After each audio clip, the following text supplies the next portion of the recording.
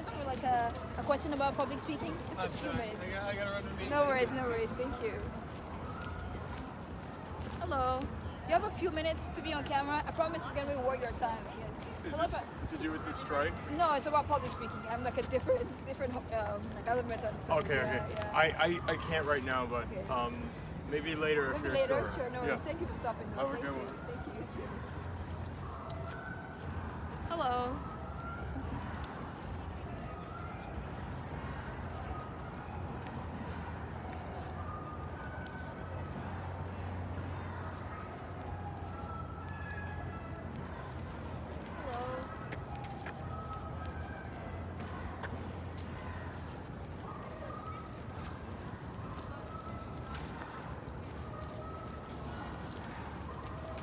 Hi, how are you? Do you have a few minutes for a quick question about public speaking? It's not your okay, sure, no worries. Thank you.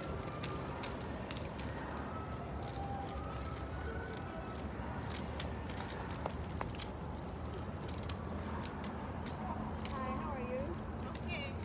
I wanted to interview you for just a quick minutes of like asking about public speaking if you have the time. Like doing How that. long? I have. I'll make it really quick. I'll make it really quick. Okay. I maybe have 5 minutes. Yeah, I need to thank get you to so HKS, much. Thank you so two- much. Yeah. Okay. Okay, Where do you want we're me gonna stand here? here? Yes, and you look amazing, by the way. Okay. Yeah. Thank So, you. You look very nice. Yeah, Love thank the you. shoes. I dressed up for you guys. Yes. Yeah, it looks Thank good. you. So I'm just I'm collecting stories about public speaking. So I want to start by asking, who do I have the pleasure of speaking with today? Selena Abraham. What are you studying currently at this university? I studied public policy at the Kennedy School of Government. Wow, that's awesome. So I'm just asked. So the question, the ongoing question is, are public speakers, are they born or are they made? So what is your take on that question so far? I think they're made. Okay, so why do you say so? I would say I really enjoy public speaking, and that's only because I spent most of my childhood as a singer. Oh, wow. And I remember being so scared of being on a stage. And then after rehearsal and hundreds and 10 years, and then stage feels like a home, and connecting with people feels, like the natural thing to do. And so from my life experience, I would say they're made. You just, maybe it helps you start early. That's awesome. You said you're made, right? Yeah. That's supposed to be inborn. Yeah. Okay. So what made you, because you said you have a background in music, you said you're currently studying what in the university, right? I'm studying public policy now. With policy. So what made you move from like a creative to like more or less like, I think public policy, is it more creative or is more like a lot of brain work, a lot of like reading, a lot of like studying and knowing a lot of laws and stuff like that? Yeah, it's not creative. It's not creative at all. What made you shift from, do you still do the creative on this side? I do a little bit, and I try to keep the humanity, the creativity, and the connection alive in the work that I do. And it's actually so missing. And so I think it matters where you approach public speaking from.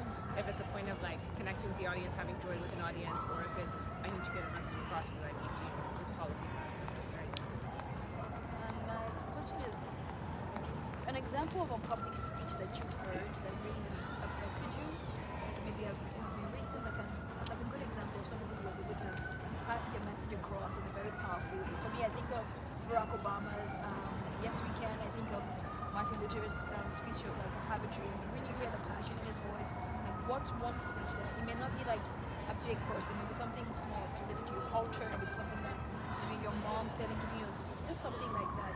You remember the words that it greatly moved you.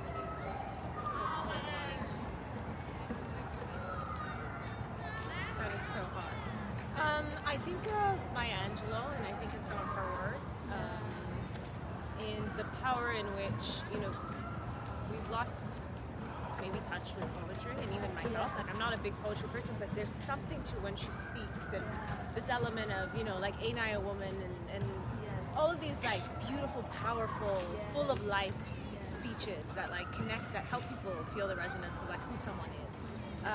So that's like that's reigning in my mind at the moment.